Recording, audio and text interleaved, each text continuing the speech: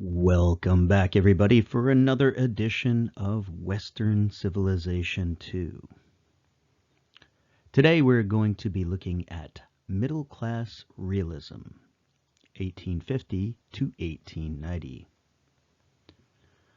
Our question is going to be, in what ways did the growth of cities, the rise of the middle class, and scientific breakthroughs redefine societal norms and philosophical outlooks during the 19th century? So grab a pen, grab a paper, grab a tablet and a keyboard, and let's get going. Picking up where we left off last time, the late 19th century witnessed a massive expansion of cities. And as cities grew, the infrastructure of cities had to grow to keep up with it. This meant greater public transportation systems, more and robust communication networks, and increasing sanitation systems as well. The architectural landscape of cities also began to be transformed. This could include everything from larger and more factories to the proliferation of tenements, and also the construction of different commercial type buildings. Cities also became economic centers as well, as many of the larger cities played home to banks, stock markets, and other financial institutions. The late 19th century also saw a social reordering of sorts. Within cities, class distinction became more pronounced. On the one hand, bigger and in some cases worse working class districts popped up on the side of some of the larger factories. And on the other hand, middle class neighborhoods grew increasingly distinct and separate. Along with this came changes to social dynamics. Whereas previously rich and poor had lived in more or less the same area, now that they were separated, class dynamics also began to change, as both middle class and working class people became more conscious of their classes. Along with the growth of city came many of the challenges that cities often brought, like crime and policing and public health. In this lecture, I want to pay extra special attention to the rise of the middle class, who were now becoming the dominant class in many European societies, and were really beginning to replace the aristocracy as the leaders of society, not only economically, but also socially and culturally. Industrialization was increasing their role in society. It wasn't just factory owners or merchants that were middle class, but the managers that made up much of the staff of some of these larger corporations, the accountants, and the engineers. These people who were generally college educated increasingly saw themselves as middle class. Certainly, they made up the entrepreneurs who had founded many of the businesses. They were behind the innovative products and services that were really changing European and North American society at this time. And they were increasingly dominating markets around the world. As their wealth grew, their purchasing power increased. And as they acquired more and more disposable income, they were interested in purchasing a wider range of consumer goods. The middle class had its own unique culture. On the domestic front, the middle class prized the home. One of the things that we note at this time is what became known as the cult of domesticity.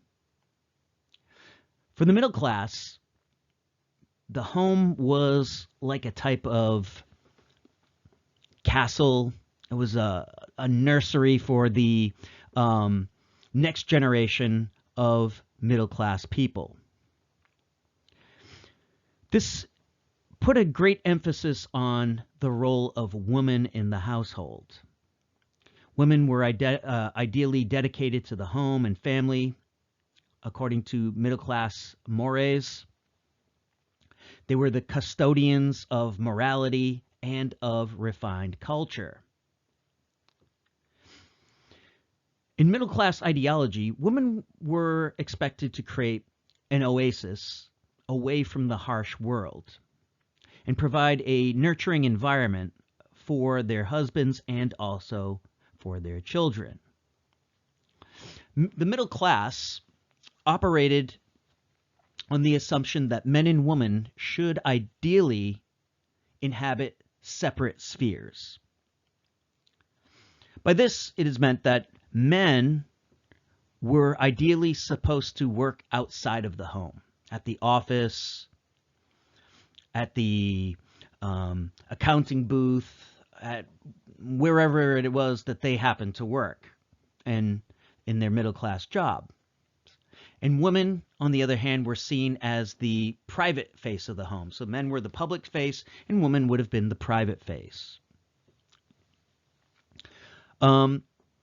And at home, she would have had the all-important job of not only making sure the house was maintained, but instilling middle-class virtues to that next generation.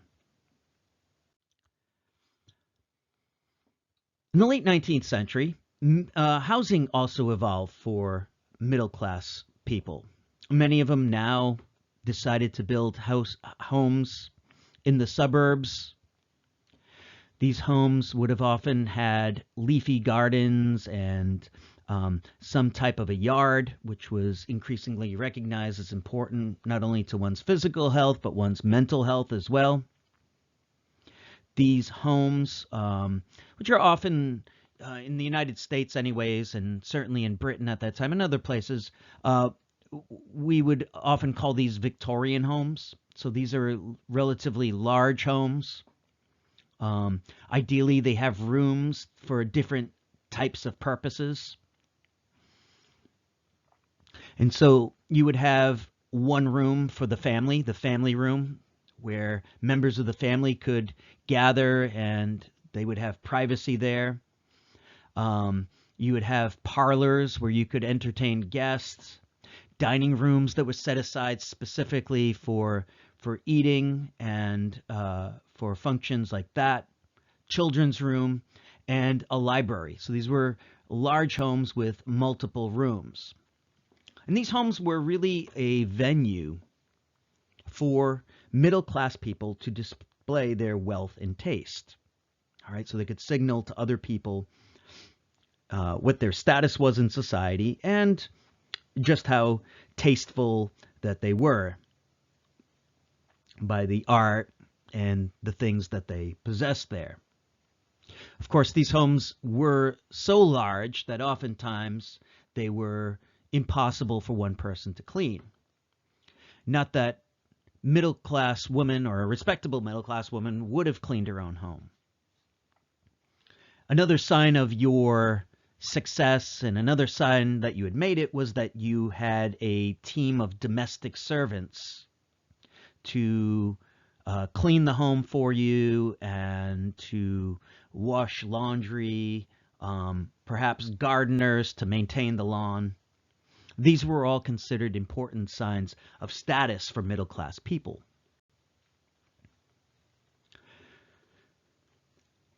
And speaking of status, one of the great status symbols for middle-class people was education.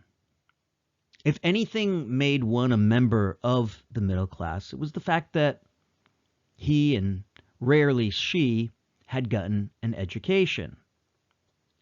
And one of the big concerns and one of the big goals of middle-class parents were to make sure that their children were prepared for this professional life.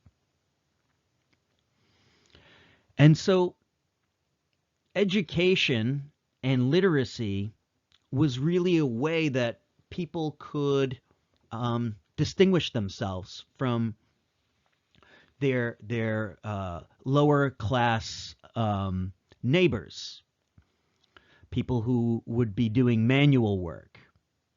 And education was also a place where ideas would be disseminated, important new ideas, whether they be scientific or political or um, literary, whatever the case may be. It's during the late 19th century that women's education became a serious pursuit, at least for some women. So the expansion of educated women increased around this time. Um, One of the main goals of this at this point, though, was still not so that you would get a job, but that it would increase your prospects of marriage. But as the 19th century closed, even women started to get more substantial education. And we start to see the first colleges begin to admit women at this time. And it's also in the late 19th century that traditional gender roles first start getting challenged. So we see that the middle class has grown economically, in importance economically. We see that this is reflected in changes to the household and its structure. We see that education was a way that middle class people distinguished themselves. But another area that middle class would distinguish themselves is in leisure culture. This became important at this time. As the middle class grew and prospered, and as they acquired more disposable income and time, the pursuit of leisure culture also changed along with it. The notion of going on vacation to the seaside became a thing. Sports and sporting events. This is the time where we start to get our first soccer and football leagues and baseball leagues in America. And middle class people would also engage in other types of cultural pursuits as a way to demonstrate that they had money and refinement and the requisite skills in order to pursue these things. Interestingly, it's around this time that the suntan actually became fashionable. Prior to this time, having a tan was a sign that one was low status because he or she spent most of their time out in the fields. But as the average worker increasingly moved into the factory and was absent from the sunshine, it now became a sign of status that one had a tan because it showed that one had the resources to go to the seaside or to engage in some type of healthy outdoor pursuit. Now, as middle class tastes toward vacation and getaways developed, a whole tourism industry also began to grow with it. And so enterprising entrepreneurs built rail lines out to nice beaches and other seaside places. Other places specialized in other forms of entertainment or even the arts. And so cultural consumption also went along with leisure culture. Middle class people distinguished themselves from lower class people by their patronage of the arts.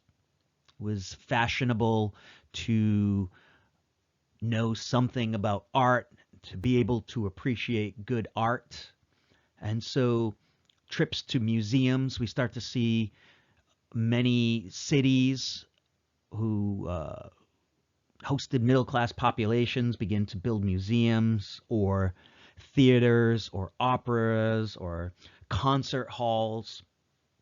All these different ways to spread culture and to cater to this middle-class, growing, sophisticated audience.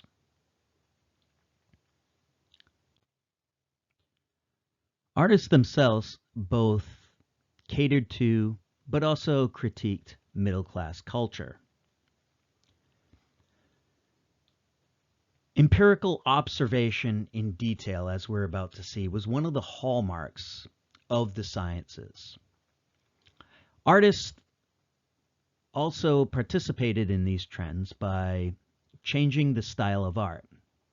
The early 19th century had been dominated by an artistic movement called Romanticism, which specialized in the bizarre, which specialized in the surreal, which specialized in the unreal, the imaginary. The mid and late 19th century would see a reaction against that and a movement called Realism. This movement portrayed everyday people doing everyday sorts of things. A characteristic of realism was that artists were encouraged to show a high level of detail in their works of art, almost making them indistinguishable in many ways from actual photographs which were just coming out at this time. And so artists would go into very, very great detail, no level of abstraction, but instead really, really portraying things as the eye would see them. And this, again, is something that we're going to see is echoed in the empiricism of the sciences, which we'll look at in just a second. As I mentioned, art was not just a matter of portraying things as they actually were, but also of critiquing society. Art was also a commentary on social conditions. And so artists would highlight the lives of working class people and poor people in general.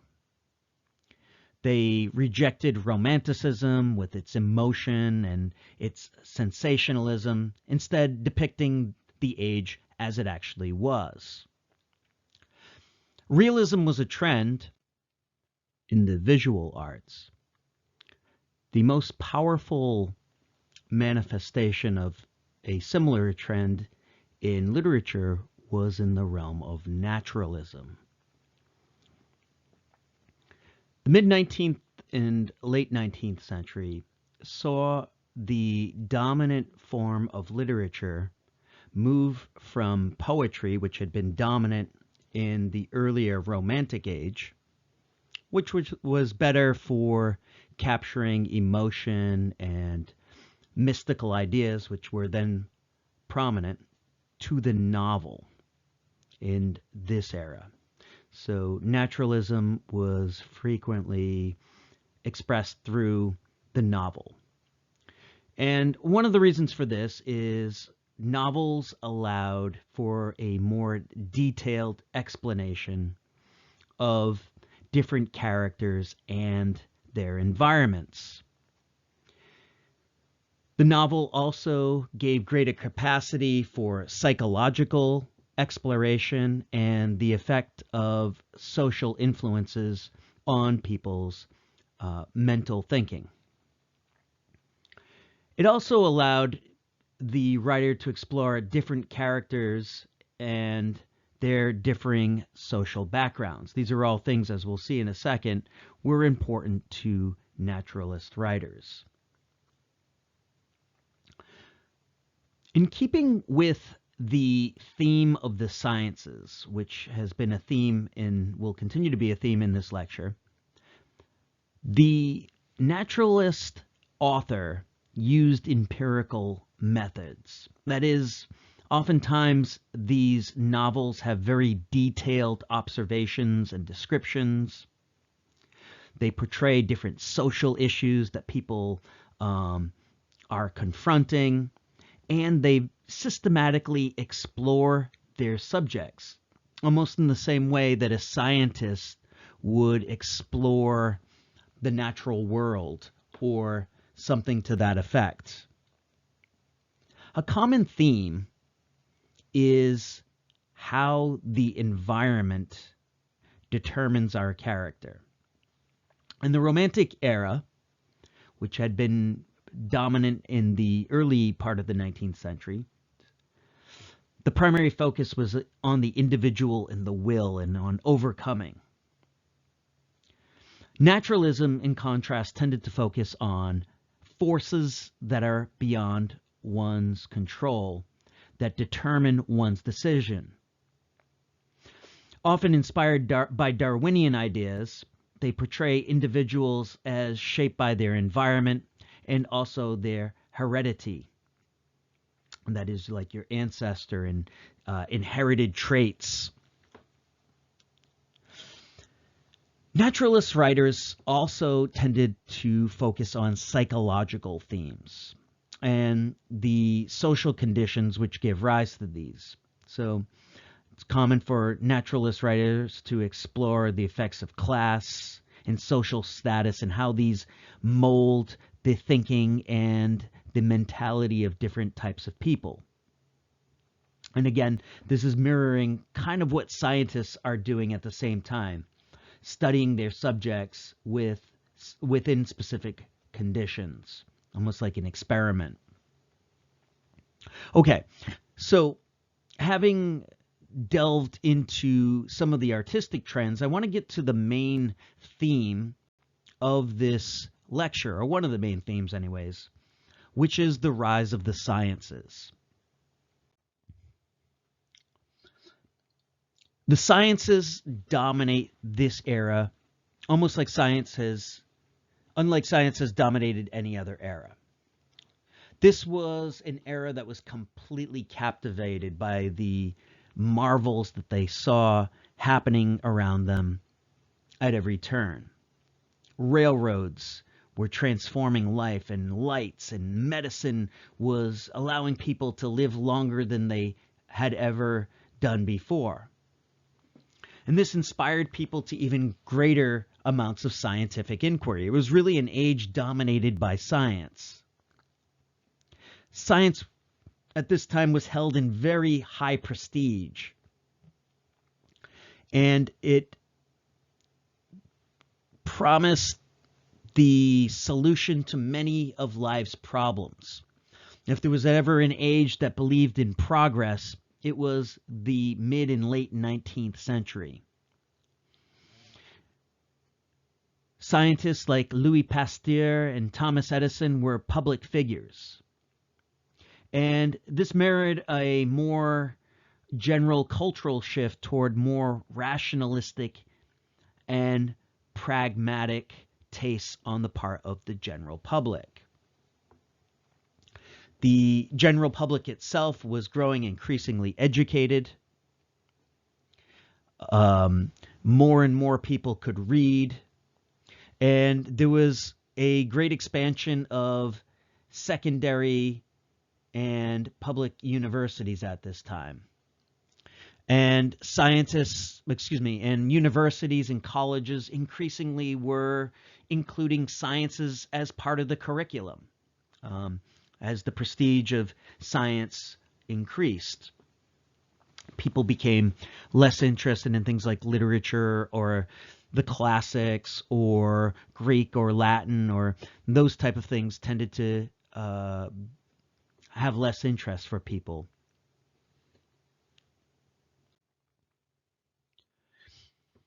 Now, a major theme of this lecture, and really of the sciences themselves at this time, was empirical methods. And these were, some of the other themes that we've seen in art and literature and in other places were largely drawn from this. And so the progress in the natural sciences, had largely been driven by systematic inquiry in the scientific method. This included observation, experimentation, which were seen as the keys to developments. And this belief in the power of observation and experimentation replaced largely older philosophical approaches that relied on speculation and couldn't be proved or verified.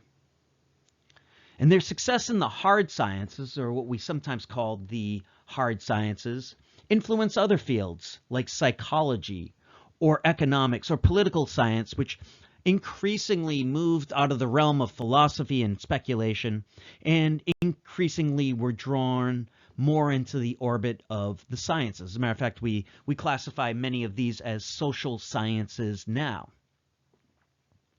And really this notion of social science was invented around this time. Fields like sociology and anthropology were created.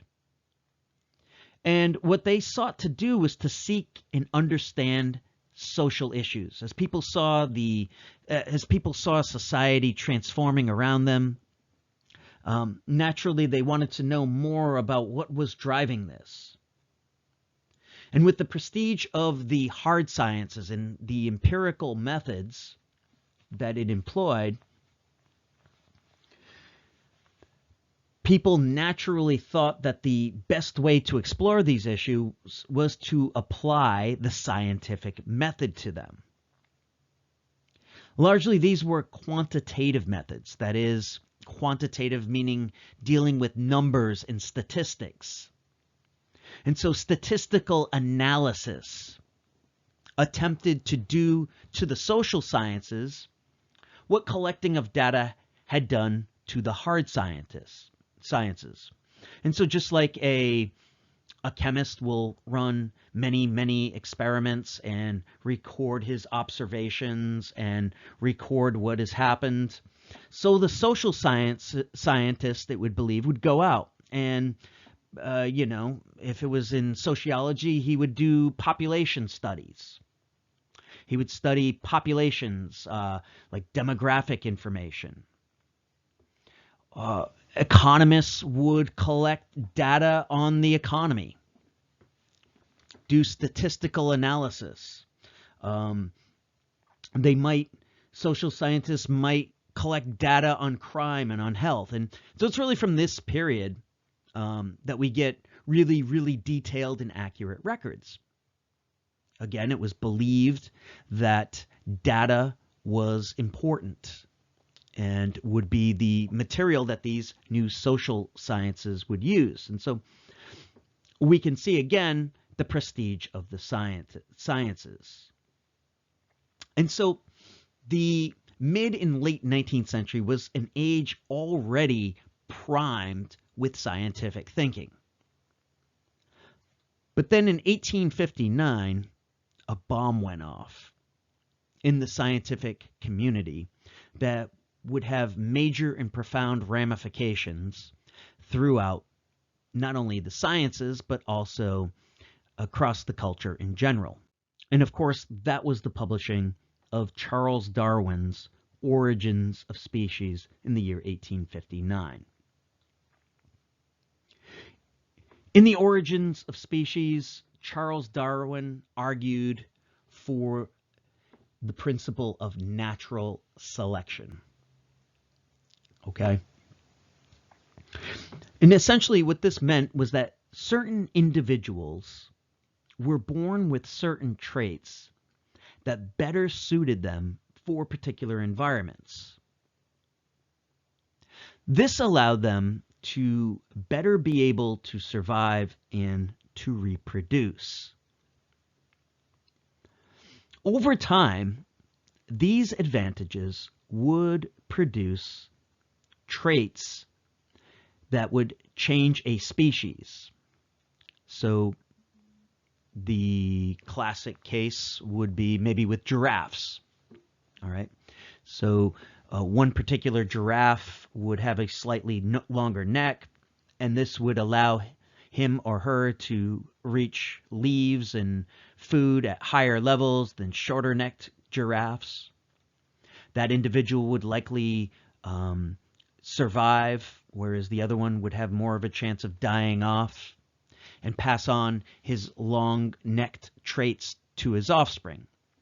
And according to Charles Darwin, this explained all the different varieties of life that we had around us. It showed that far from what had commonly been assumed, that species were more or less fixed, that the number and types of species had been in existence the way they were from the beginning of the world, Darwin argued that species, in fact, evolved and changed over time. And so this was a big scientific debate at this time. And eventually, scientifically, this became the dominant view. But socially and culturally, this was going to have a massive impact, even outside of the sciences. Because the implication of natural selection affected not just biology, but it affected whole other areas. And I want to highlight a couple of these. For one, it called into question the biblical account of creation.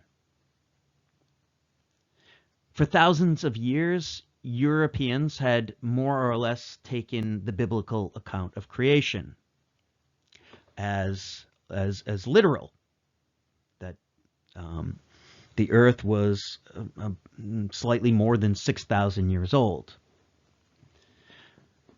Darwin, however, argued that the earth was actually millions and millions of years old, and that evolution would need many, many millions of years for it to take effect. And geologists were largely confirming this idea around the same time. Okay, so one, it called into question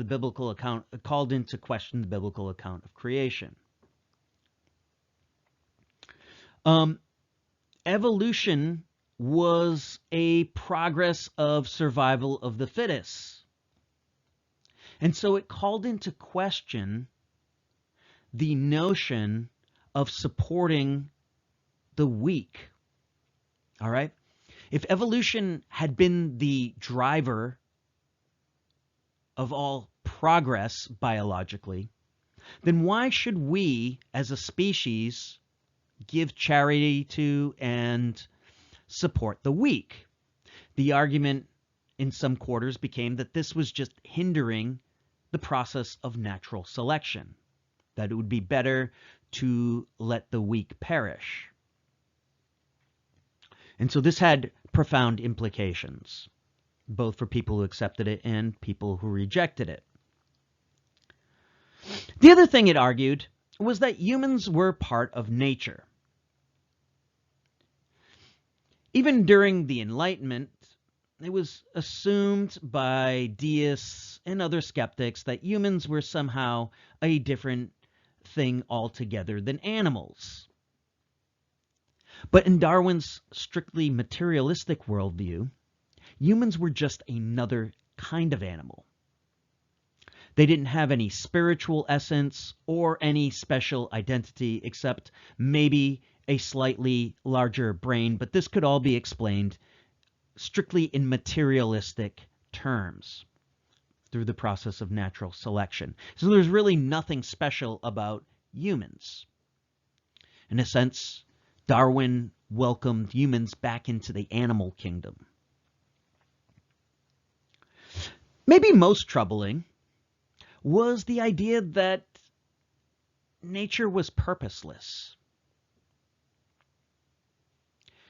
The Enlightenment had argued that God was the great watchmaker. That was the common metaphor, is that he had created the world, he had built it perfectly and harmoniously.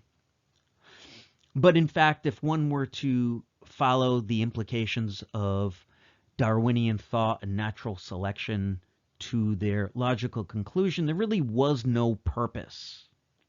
Natural selection did happen, but it wasn't being driven by anything. It was random. It was based on geological forces. The notion of some sort of stable, harmonious, balanced system was nonsensical according to Darwinian thought. If anything, the dominant mode of existence wasn't harmony, but it was war and competition. And so Darwinian thought really colored people's perceptions of who they were in the universe in many, many different sorts of ways. Now, I should mention that Charles Darwin was a biologist and a scientist, and he resisted any temptation to try to draw social implications out from his theories. But others did. And so what I want to do is I want to talk briefly about social Darwinism, which became a really important ideological phenomenon in the late 19th century. And what social Darwinian attempted to do, as social Darwinism was employed for, was to bring Darwin's thoughts out of biology and into the social realm.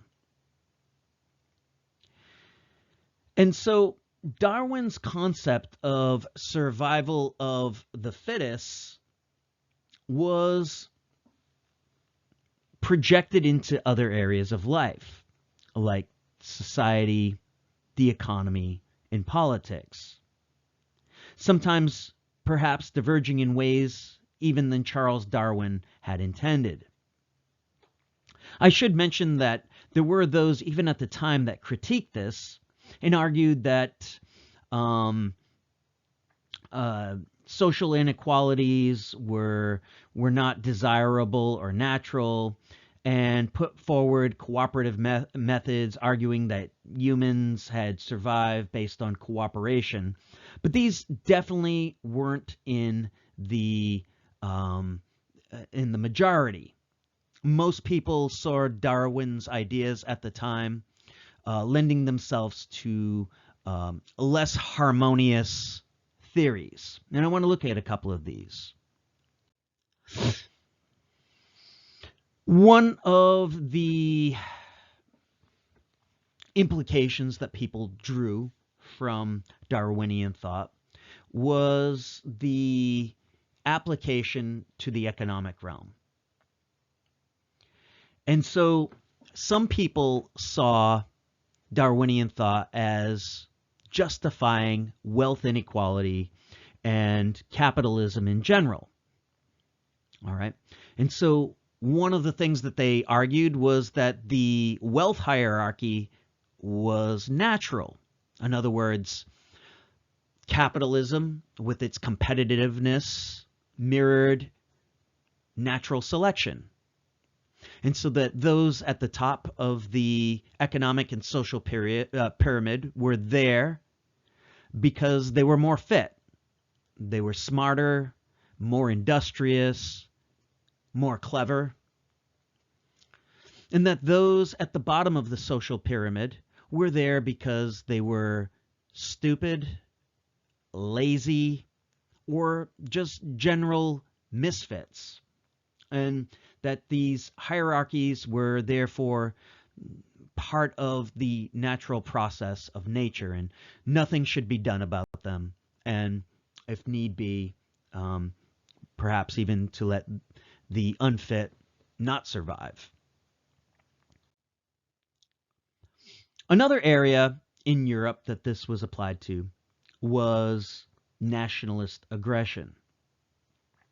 All right. And so part of the argument was that just like nature selects certain individuals, those with aggressive nationalist tendencies tended to see this as being played out also in terms of different nations. And so nations who were particularly militaristic and successful argued that they were selected by nature, that they were naturally better than their neighbors. And at a time of increased national aggression and national tensions, this played into some people's hands.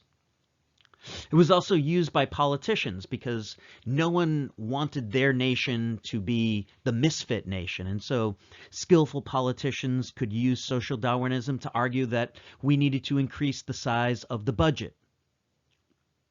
It was part of national prestige to be a victorious nation. And so part of this type of thinking would obviously lead to World War I. Nobody wanted to be the weak nation. Nobody wanted to be the nation who was trumped by their neighbors. And so it led to heightened nationalism and aggression in some cases. Now, perhaps some of its most controversial ideas and some of its most long-lasting ideas were in terms of race, though. And so, again, existing power imbalances in the world were justified in social Darwinian terms, that certain races were dominant and better than other races. At the time, Northwest Europeans were in the process of colonializing much of the world, and many could look at that and justify it in terms that it was natural selection, that the strong should dominate the weak. And so this was used to justify colonial enterprises. Okay, so people could actually argue that colonialism was good, that it was that Europeans were best suited to rule other people that they assumed were somehow inferior. And this played into a notion that we'll explore in our next section, which is on colonialism, the notion of the white man's burden.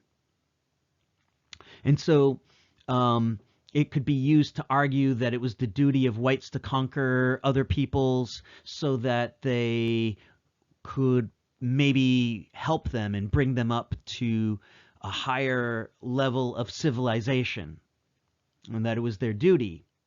Conversely, other times it was used to argue for things that were frankly genocidal, that the survival of the fittest justified the destruction or the enslavement of what were perceived to be weaker peoples. Okay. Well, on that note, we will end this lecture, and what I'd like you to do is to try to put this all together.